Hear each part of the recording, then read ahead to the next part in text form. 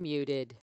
Hi there, I'm Mark Sebastian, founder of OptionPut.com, and this is the AM Volatility Report. Reminder, this should not be considered investment advice. Options have risk. Consult your financial professional. This is for educational purposes only. Well, don't forget this Saturday, the Condor Intensive. Come and check it out. You'll have a great time. And then we also have our Trader Summit coming up in June. Get yourself registered. All right, well, here we are. The S&P is down about 4 and 5. The VIX has been hanging around up about 0.2. Over the last couple of days, it's had a little bit, ever so slight little uptick. All right. You know, if you look at a 5-day, it absolutely got just murdered on Monday, touching 990, and this since just had a little rally. All right. Now, do I think it's going to be able to hold itself above 11 the way things have been going? No. All right. It does not appear so. And one of the things that we are seeing, and this is why I think we're going to go green on the day, is the Russell. We look at a tick chart of the Russell here. Little tick chart here. You can see it's been slowly rising all day. I think that's catching a bid. And the S&P, the only real big loser today is the NASDAQ, and the reason being is take a look at Apple. Apple is down, almost 2% on earnings, but before we get all excited about Apple being down 2% on earnings, take a look at the run over the last couple of days. I mean, it went from 140 almost to 150. Right?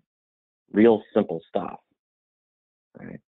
So it's just a little bit of a revert back. My guess is that in Apple we see something very similar to what we saw on Netflix. And by that I mean we could see a dip on earnings followed by a big run higher. And my guess is that's what happened. Money needs to flow somewhere. And my guess is that's where it ends up flowing. All right. I would comment oil's up today. That's giving support to the markets. That's going to drive us higher. Vol futures are now kind of waning. And you can see kind of all the gas stocks, Amazon, Apple, Facebook are down, Google up a touch. Google had great earnings. And the financials are up again too. So there's some positive things out of what is going on today, right? Now moving on to straight VIX. As I stated, I think that it is going to back off and it'll end up red on the day, especially if the S&P keeps kind of this slow creep to green, which I think is in the cards, and most certainly if Apple catches a bid, which I think could happen. It's entirely plausible that something like that can happen. Okay. So, you look at the futures curve, and the May that expires in 2 weeks is about 1.2. That's about right.